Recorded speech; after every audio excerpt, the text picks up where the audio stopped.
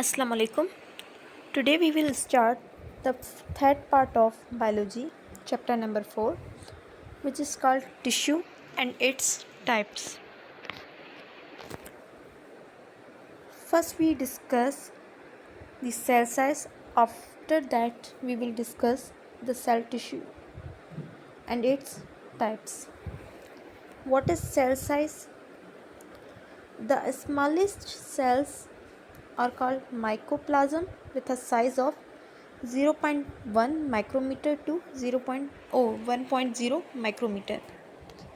जो सबसे छोटे सेल्स होते हैं उनको माइकोप्लाज्म कहा जाता है और उनकी साइज़ जो है 0.1 माइक्रोमीटर से 1.0 माइक्रोमीटर तक होती है. ये MCQ टाइप हैं. कुछ पॉइंट्स हैं अगर सेल साइज़ के लिए. The bulkiest cells are called bird sales.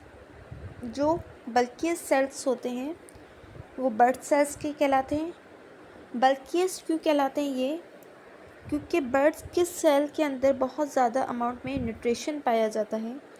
इस वजह से इनको बल्कियस्ट सेल्स और बर्ड सेल्स कहा जाता है.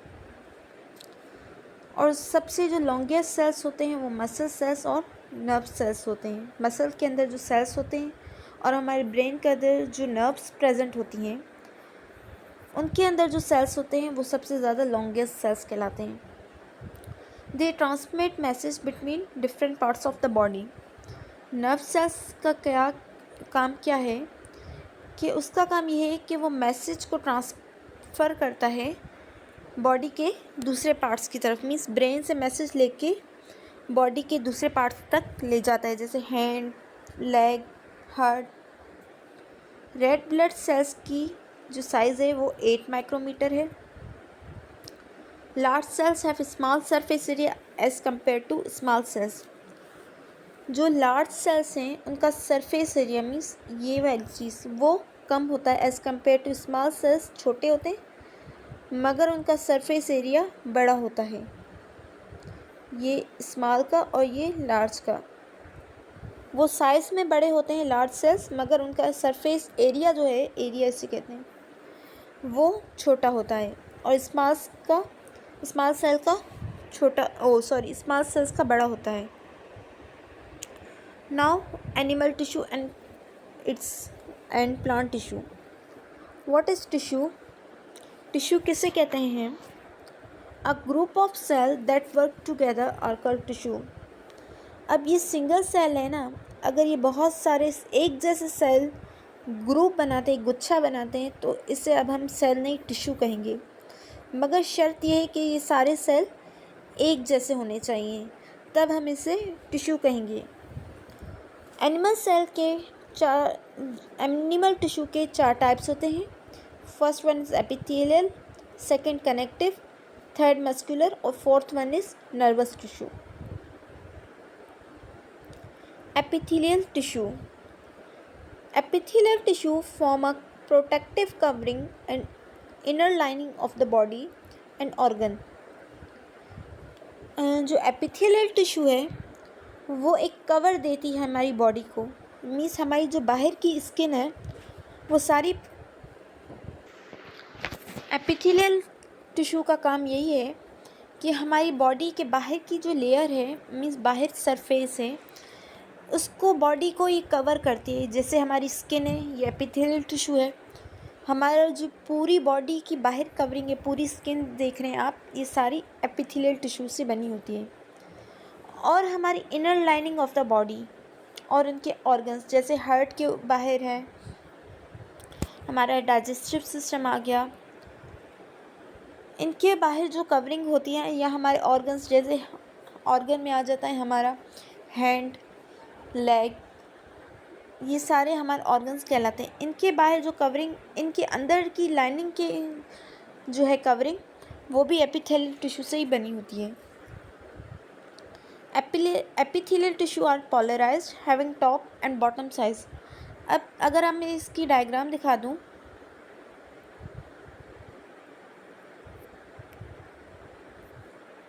सी इन दिस डायग्राम, तो इनकी 2 साइड्स होती हैं, एक अपर और एक लोअर. ये सारी एपिथेलियल टिश्यू हैं.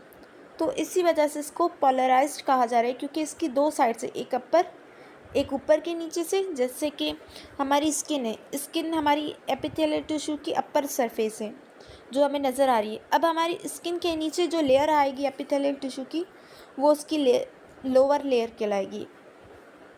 जो हमें बाहर से स्किन नज़र आ रही है वो अपर है एपिथेलियल टिश्यू, और जो बॉडी स्किन के अंदर टिश्यू है वो हमारी लोअर है। There are different types of epithelial tissue depending on their function in a particular location. Epithelial tissue की बहुत सारी टाइप्स हैं।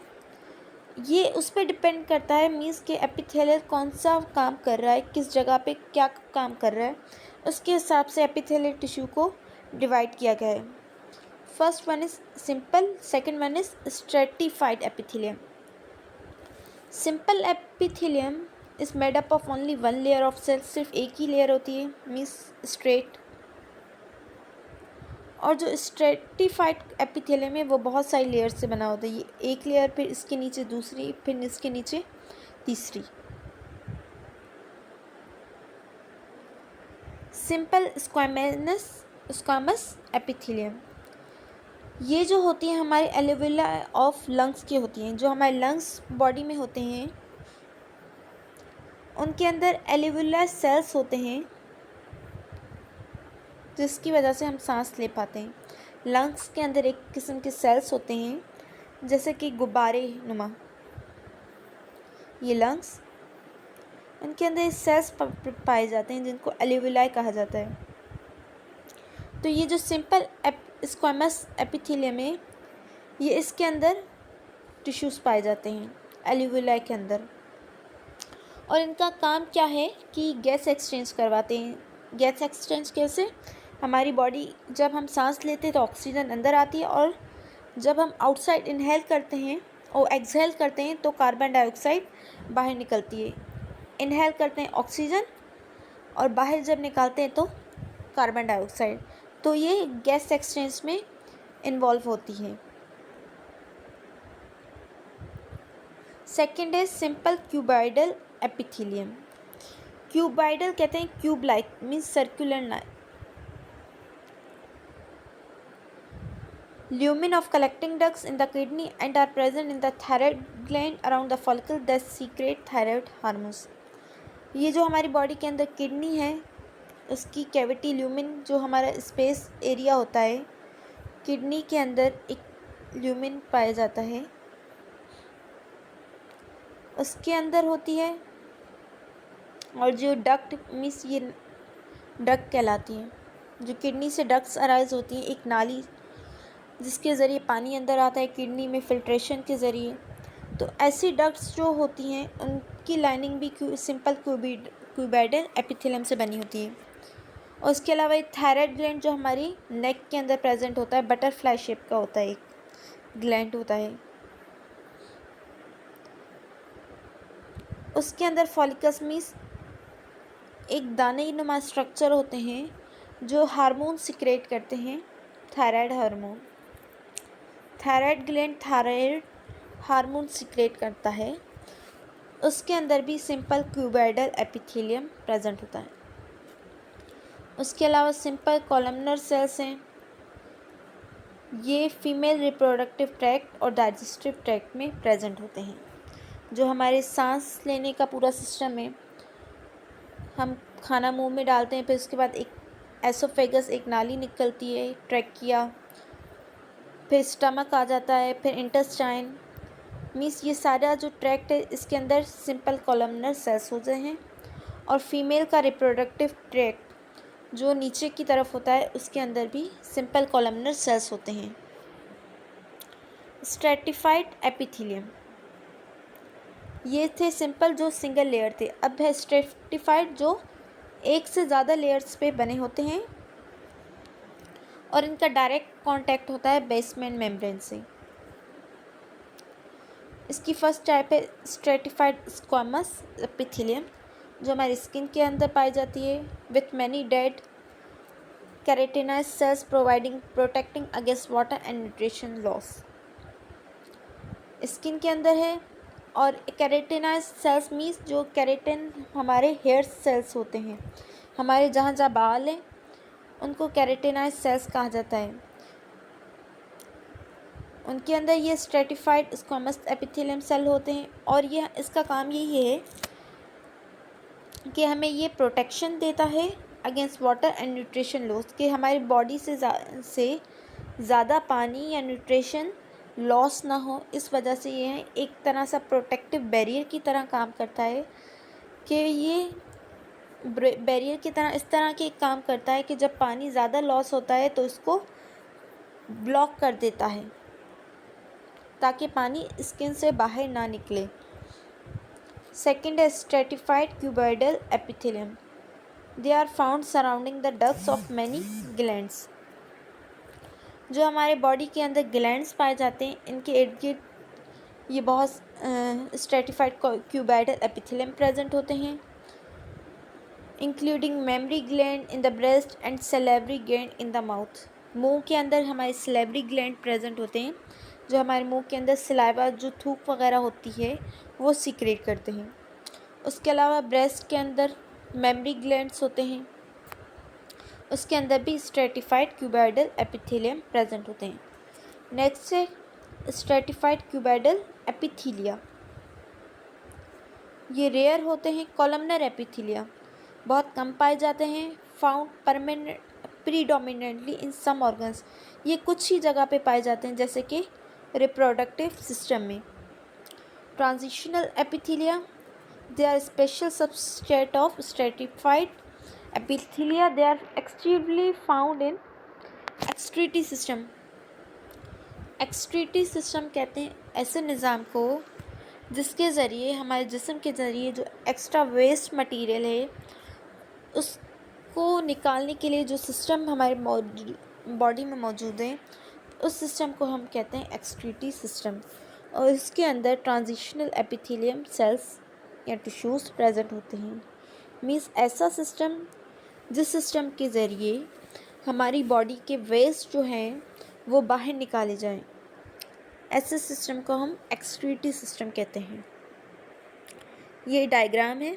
सिंपल स्क्वामस एपिथेलियम जो सिंगल लेयर है, बेसल लेमिना ये देखें, और ये स्ट्रेटिफाइड जो बहुत ज़्यादा लेयर्स पे मुश्तमिल है। ये कॉलमनर है। ये बेसल मीन्स नीचे वाली तह, सबसे नीचे जो लोअर पे सेल्स होंगे उसको कहते हैं बेसल। ये क्यूबॉइडल कहते हैं इस तरह से जो गोल ना हो बल्कि क्यूब लाइक हो, क्यूबॉइडल। ये बेसमेंट मेम्ब्रेन और ये ट्रांजिशनल सेल्स।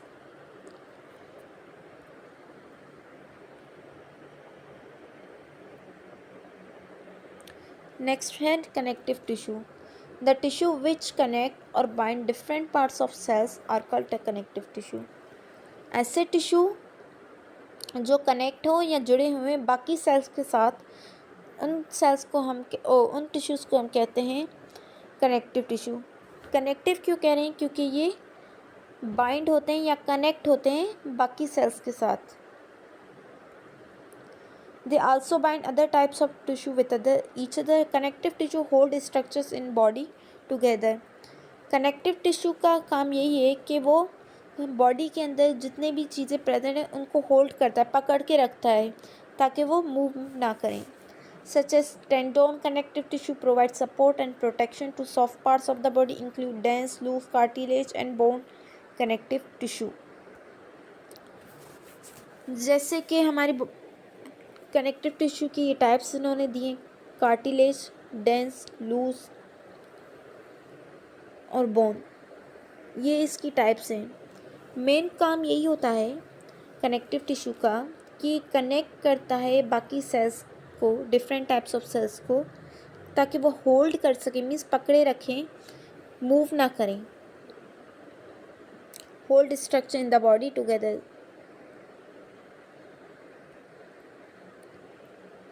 और इसका काम एक और ये होता है कि सपोर्ट करता है और प्रोटेक्शन करता है सॉफ्ट पार्ट्स को।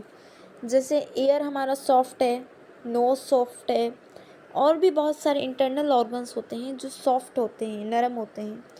तो कनेक्टिव टिश्यू का यही काम है कि उनको प्रोटेक्शन देना और उनको सपोर्ट करना ताकि वो फिक्स रहें।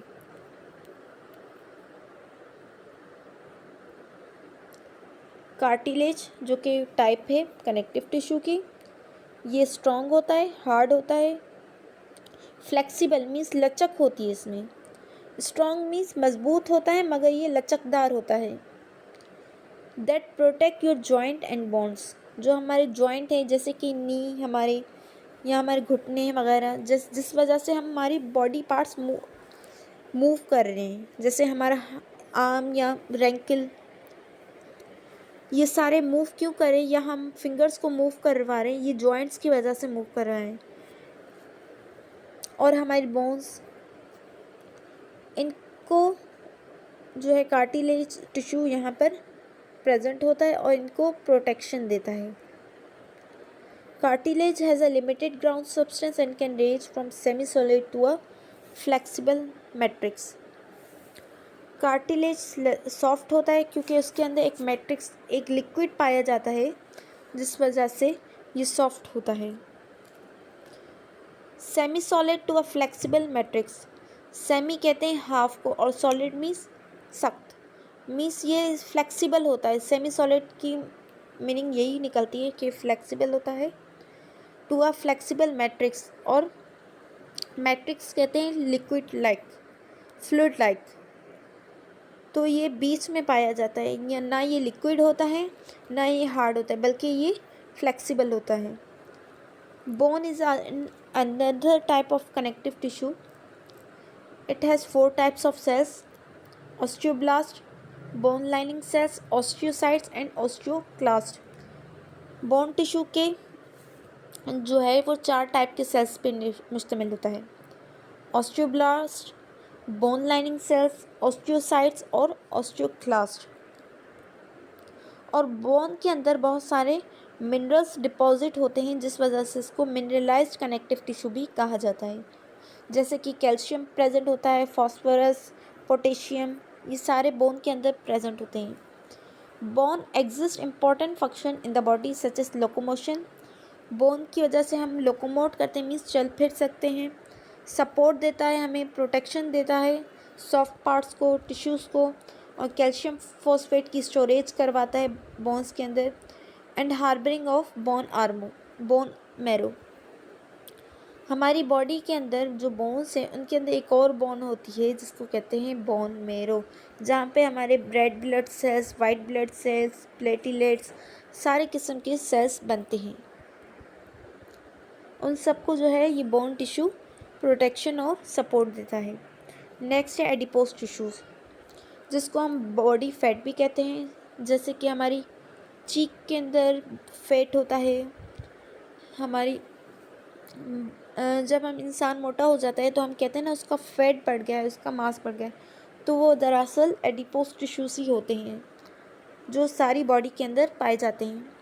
It can be found under the skin, skin के अंदर होता है, पैक्ड अराउंड इंटरनल ऑर्गन्स जैसे मसल्स के अंदर होता है, बोन मैरो के अंदर होता है, ब्रेस्ट टिश्यू के अंदर होता है। इस सारी जगहों पे एडिपोज टिश्यूज़ पाए जाते हैं।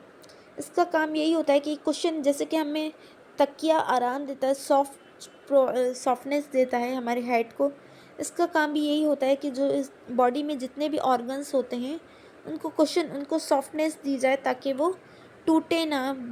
ऑर्गन जो है जैसे कि बोन टूटे ना, बोन के इर्द गिर्द भी एडिपोज टिश्यूज़ होते हैं, या हार्ट है, जितने भी बॉडी के अंदर ऑर्गन्स वगैरह हैं उनको कुशन प्रोवाइड करता है। और इसका काम यही होता है कि एनर्जी को स्टोर करता है और in the form of fat. जैसे हम खाना खाते जाते हैं मोटे होते जाते हैं, मोटे क्यों होते हैं? क्योंकि हम एक्स्ट्रा खाना खा लेते हैं और इस वजह से जो एक्स्ट्रा एनर्जी होती है वो जमा हो जाती है फैट की सूरत में। एडिपोज टिश्यूज़ उसको मीन्स टिश्यूज़ वो बन जाते हैं और फैटनेस हो जाती है, इंसान मोटा होता रहता है क्योंकि वो एनर्जी स्टोर होती जा रही है। Blood is a type of connective tissue, it is a fluid connective tissue. जो ब्लड है ये भी कनेक्टिव टिश्यू की टाइप है मगर ये फ्लूइड पानी की तरह होता है ये कनेक्टिव टिश्यू। ये डायग्राम्स हैं, डेंस लूज कनेक्टिव टिश्यू, ये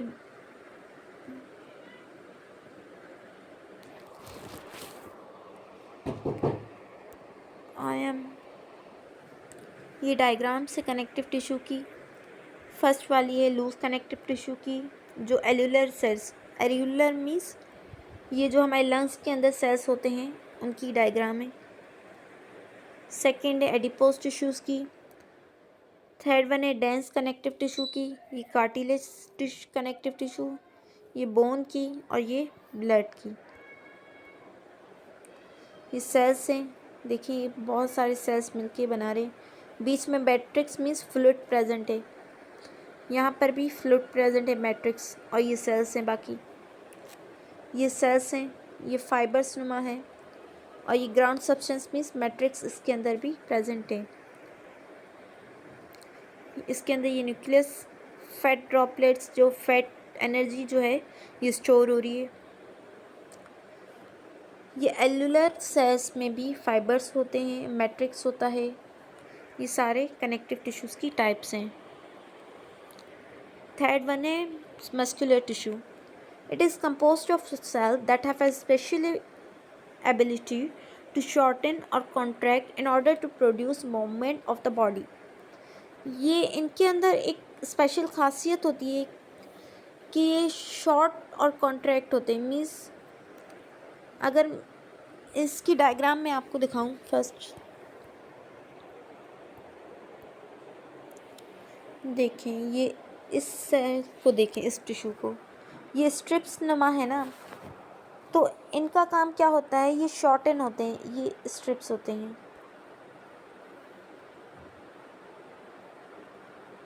ये इस तरह का इनका स्ट्रक्चर होता है।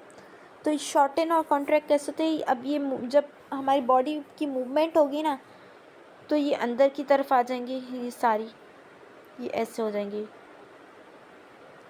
जब जब फ्री होगा तो ये दूर दूर हो जाएंगे, मीन्स शॉर्टन करीब आ जाएंगे और कॉन्ट्रैक्ट रिलैक्स हो जाएंगे। तो इस तरह की इनकी मूवमेंट होती है, जिस वजह से हमारी बॉडी मूव करती है, जैसे हम चल फिर सकते हैं। In order to produce movement of the body parts, जैसे हम अपना हाथ हिला रहे हैं, पाँव हिला रहे हैं, हमारी नेक मूव कर रही है, ये सारी मस्कुलर टिश्यू की वजह से हो रही है। They are long and cylinder, cylinder कहते हैं इस तरह के स्ट्रक्चर को, सिलेंडर लाइक बड़े होते हैं और cylinder. So are they sometimes called muscle fibres, इस वजह से इनको मसल फाइबर भी कहा जाता है, क्योंकि ये धागे नुमा होते हैं। And they are usually arrange in bundles और layer, they are surrounded by connective tissue. ये बंडल्स की शक्ल में होते हैं, ये सिंगल नहीं होते, एक या लेयर्स या बंडल्स की शक्ल में होंगी, इस वजह से इनको। और ये and are surrounded by connective tissue, और ये जहाँ पर कनेक्टिव टिश्यू होगा ना, इसके इर्द गिर्द ये प्रेजेंट होंगे muscle tissue, muscular tissue. Actin and myosin are contractile protein in muscle tissue. अब मसल टिश्यू के अंदर दो मेन प्रोटीन पाए जाते हैं, एक होता है एक्टिन और मायोसिन, जिनकी वजह से मूवमेंट होती है। यहाँ पे स्ट्रिप्स है ना, एक को कहा जाता है एक्टिन, दूसरे को कहा जाता है मायोसिन। वो आगे का डीप स्ट्रक्चर है कि एक्टिन कौन सा होता है, इनकी मूवमेंट कैसे होती है, कॉन्ट्रैक्शन को कैसे होती है, वो इंटर की बुक्स में लिखा हुआ है। आपकी बुक में यहाँ पे कोई भी ऐसी चीज़ नहीं लिखी हुई। बस ये ज़्यादा याद रखें कि इसके अंदर दो टाइप्स के मेन प्रोटीन होते हैं, एक्टिन और मायोसिन। मस्कुलर टिश्यू के तीन टाइप्स हैं, स्केलेटल, स्मूथ और कार्डिक। स्केलेटल क्या होता है, ऐसे टिश्यूज़ जो बोन्स के साथ अटैच हों, इस वजह से हम स्केलेटल मसल कहते हैं। स्केलेटल मीन्स ढांचा, और ढांचा क्या होता है हमारे, किससे बना होता है, जैसे बोन्स, इस वजह से इनको स्केलेटल मसल्स कहा जाता है। Skeletal muscle fibres are cylindrical, ये सिलेंड्रिकल होते हैं, इनके अंदर बहुत सारे न्यूक्लियस पाए जाते हैं। स्ट्रिप्टेड होते हैं, स्ट्रिप्टेड कहते हैं ये जैसे एक मस्कुलर टिश्यू, इनके अंदर ये स्ट्रिप्स होते हैं, इसको कहते हैं स्ट्रिप्टेड, और इसमें ये न्यूक्लियस, ये इस तरह की शक्ल होती है इनकी, ये स्ट्रिप्ड और ये nucleus.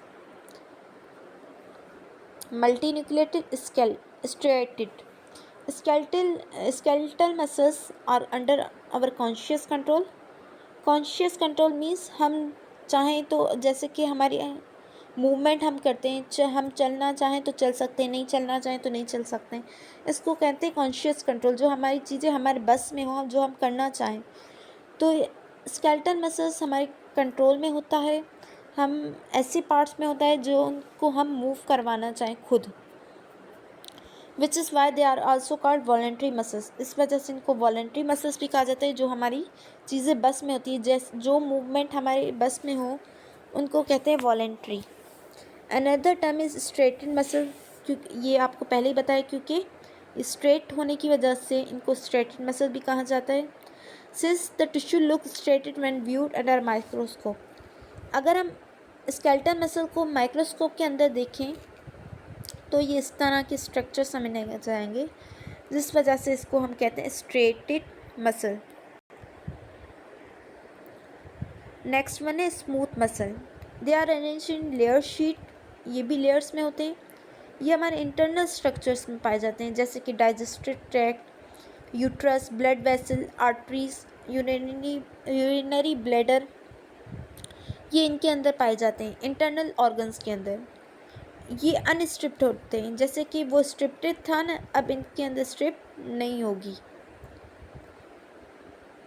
Since the motion of smooth muscle happen with our conscious awareness, ये इनकी जो मूवमेंट होगी वो हमारे बस में नहीं होती, मगर इनकी मूवमेंट हमें अवेयरनेस देती है।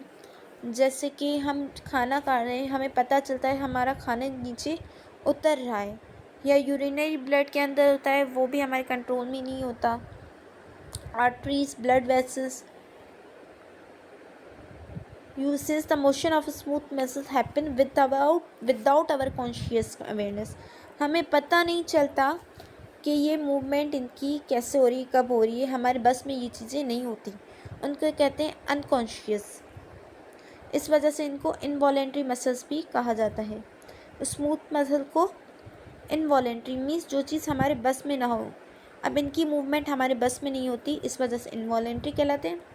और स्केलेटल मसल की मूवमेंट हमारे बस में होती है, इस वजह से उनको वॉलेंट्री मसल कहते हैं। नेक्स्ट है कार्डिक मसल। ये हमारे हार्ट के अंदर होते हैं, और ये कॉन्ट्रैक्शन, जैसे हमारे हार्ट बीट होती है, दिल धड़कता है, उसको कॉन्ट्रैक्ट कहते हैं जब रिलैक्स होता है। और ये भी हमारे बस में नहीं होती, दिल का धड़कना हमारे बस में नहीं होता, इस वजह से इनको भी विदाउट अवर कॉन्शियस कंट्रोल कहा जाता है। ये स्ट्रक्चर है स्केलेटल मसल का, इसके अंदर स्ट्रिप्ट है, स्मूथ के अंदर स्ट्रिप्ट नहीं है, और कार्डिक के अंदर स्ट्रिप्ट मौजूद होती हैं, ये भी स्ट्रेटेड होता है। ये बात याद रखिएगा कि कार्डिक मसल्स भी स्ट्रेटेड होते हैं और स्केलेटल भी, सिर्फ स्मूथ मसल जो है अनस्ट्रिप्ट होते हैं, मगर ये वॉलेंट्री होते हैं, ये भी इनवॉलेंट्री, ये भी इनवॉलेंट्री। ये दोनों इनवॉलेंट्री हैं, मीन्स ये दोनों हमारे बस में नहीं होती, मगर ये वॉलेंट्री, इसको हम कंट्रोल कर सकते हैं। ओके, ये कुछ स्ट्रक्चर्स हैं। कार्डिक मसल सेल्स जो हमारे हार्ट में होता है, स्केलेटल जो बोन में होता है, स्मूथ जो हमारे डाइजेस्टिव ट्रैक्ट या इंटरनल ऑर्गन्स में पाए जाते हैं। नेक्स्ट है nervous tissue. It is compose of 2 type of cell, 2 type के सेल्स पे मुश्तमिल होता है। एक होता है न्यूरॉन, दूसरा होता है गिलाइल सेल्स। गिलाइल सेल्स और न्यूरॉन्स। न्यूरॉन्स हमारे रिस्पॉन्सिबल होते हैं computation and communication that the nervous system provide. अब हमारे ब्रेन का काम क्या है कि ऑर्डर देना, दूसरे बॉडी पार्ट्स को इंस्ट्रक्शन देना, उनको कंट्रोल करना। तो हमारे ब्रेन के अंदर नर्वस टिश्यूज़ न्यूरॉन्स पाए जाते हैं, इनका काम भी यही होता है कि जो हमारे नर्वस सिस्टम है कम्युनिकेशन देना, मीन्स न्यूरॉन्स जो हमारे ब्रेन के अंदर पाए जाते हैं उनसे मैसेज लेकर दूसरे न्यूरॉन्स तक पहुंचाना, इसका काम यही होता है। They are electrically active and release chemical signals to communicate with each other. ये एक्टिव होते हैं, अब ये कम्युनिकेट करते हैं। यहाँ पे ये एक न्यूरॉन है, ये दूसरा न्यूरॉन है। अब ये कम्युनिकेट कैसे करेंगे, इस डायग्राम में देख लें। ये एक न्यूरॉन है, ये दूसरा। अब ये एक से सिग्नल निकल रहा है, ये दूसरा इसको रिसीव कर रहा है, तो इसको कहते हैं इलेक्ट्रिकल सिग्नल, जो ये एक न्यूरॉन दूसरे न्यूरॉन तक पास कर रहा है।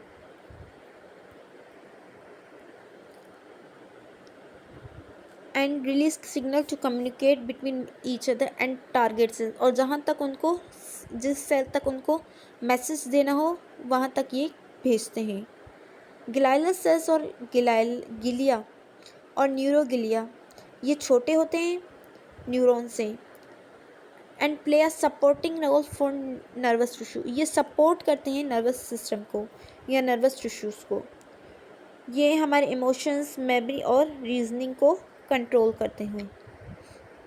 हमारी बॉडी के, हमारे मूड के इमोशंस, हमारी मेमोरी स्टोर करना, रीज़न मीन्स सोचना, इन सब का को कौन कंट्रोल करता है? इनमें इनका किरदार है ग्लाइल सेल्स का। और न्यूरॉन्स का काम क्या है? मैसेज कन्वे करना इलेक्ट्रिकल इम्पल्स के थ्रू। मीन्स कम्युनिकेशन में न्यूरॉन्स का काम है, और ग्लाइल सेल्स में मेमोरी, इमोशंस और रीजनिंग का। ग्लाइल सेल्स हमें सपोर्ट देते हैं नर्वस टिश्यू को, और न्यूरॉन्स होते हैं कम्युनिकेशन के लिए। ये न्यूरॉन का स्ट्रक्चर है।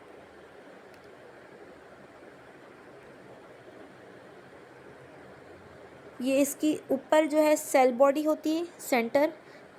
ऊपर के जो आर्म्स हैं, अगर मैं इस वाले में देख लूँ, ये जो है ये सेल बॉडी है,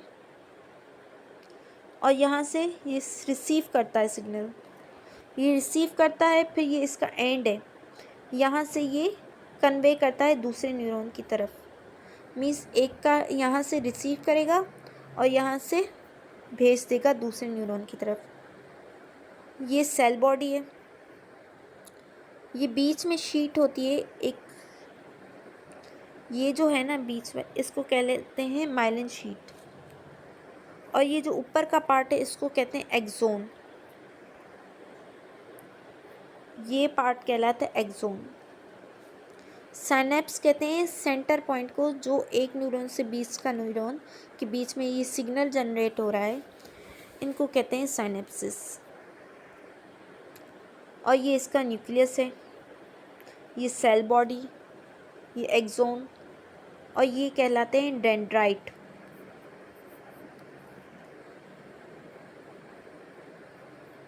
ओके, ये सारे एनिमल टिश्यू थे। नेक्स्ट हम प्लांट टिश्यू कवर करेंगे। अल्लाह हाफिज़।